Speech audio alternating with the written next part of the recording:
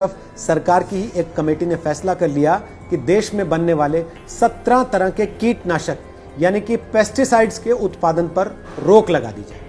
अब इन पेस्टिसाइड्स के उत्पादन पर जब रोक लगेगी तो देश के बाजार में देश के किसान की जरूरत में उसकी कमी को पूरा करने के लिए पेस्टिसाइड कहां से आएगा? चीन से आएगा। और ये वो विंडो है जहां से चीन को थाली में सजाकर बैठे बिठाए 12,000 करोड़ रुपए के निर्यात का बाजार खुला मिल जाएगा। पेस्टिसाइड इंडस्ट्री से जुड़े लोगों का कहना है कि सरकार अगर इस फैसले को अमल में लाती है तो ग्लोबल जेनरिक पेस्टिसाइड मार्केट पर पूरी तरह से चीन का कब्जा हो जाएगा और इससे भारत से कम 12,000 करोड़ रुपए का बाजार उन्हें मिल जाएगा। घरदा केमिकल्स के वाइस प्रेसिडेंट हैं AK Singh.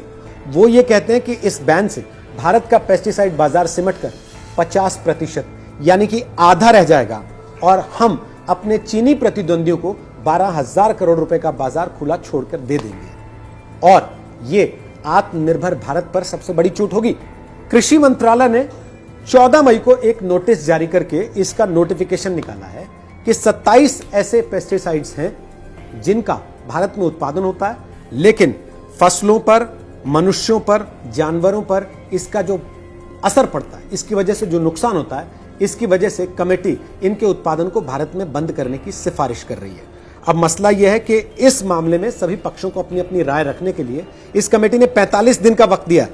Pesticides manufacturers and formulators association of India यानी कि PMFAI, इन्होंने इसका विरोध किया। इनका कहना है कि इस मामले में हमारी बात तो सुनी नहीं गई। इंडस्ट्री बॉडी कह रही कि सरकार को इस मामले में एक उच्च स्तरीय वैज्ञानिकों की कमेटी बनानी चाहिए जो इस मामले पर सारे पक्षों को सुने और फिर इस पर कोई आखिरी फैसला लिया जाए। वैसे दिलचस्प बात यह भी है कि PMFI के प्रेसिडेंट प्रदीप दवे ये कह रहे हैं कि भारत में ये सभी 27 तत्व जिनके उत्पादन को रोकने की बात कही गई है, ये असल में CIB यानी कि जो नियामक अथॉरिटी है इसकी और RC में रजिस्टर्ड है और सुरक्षा के सभी वैज्ञानिक मूल्यांकन को ये पूरा करते हैं। साथ ही उनका क्या कहना है? उनका ये कहना है कि इन सभी पेस्टिसाइड्स को भारत में 70 के दशक से बिना किसी रोक टोक के इस्तेमाल किया जा रहा है और अभी तक इनको लेकर ऐसी कोई बड़ी शिकायत आई नहीं है। सबसे बड़ी बात इसी में से एक ऐसा है मेलाथियोन, जिसको अभी अभी टिड्डियों को भगाने के लिए भारत में खुलकर इस्तेमाल किया जाता रहा। अब अचानक से कहा गया कि इसका नुकसान हो सकता है, इसलिए इसको बैन कर दिया गया। PMFA का यह कहना है कि असल में जिस कमेटी ने इस मामले को लेकर फैसला दिया है, उस कमेटी ने, जिसका नाम है डॉक्टर अनुपम वर्मा कमेटी, बिल्कुल मनमाना फैसला दिया, क्योंकि PMFA के मुताबिक इस कमेटी को 2013 में बनाया गया था और मात्र 3 नियॉन इकोटिनाइड्स के इस्तेमाल की जांच के लिए यह कमेटी बनाई गई थी। लेकिन इस कमेटी ने जल्दी ही 66 जेनरिक इंसेक्टिसाइड्स पर विचार करने का अधिकार पा लिया और उसके बाद वो सारे कीटनाशक या दवाएं जो किसी और देश में प्रतिबंधित हैं या उन पर बैन लगा है या अंकुश लगा है, रोका गया है, उनको भारत में उनको इस्तेमाल किया जा रहा है, इसको लेकर इन्होंने जांच शुरू कर दी और फिर उसमें से 27 के लिए मना भी कर दिया।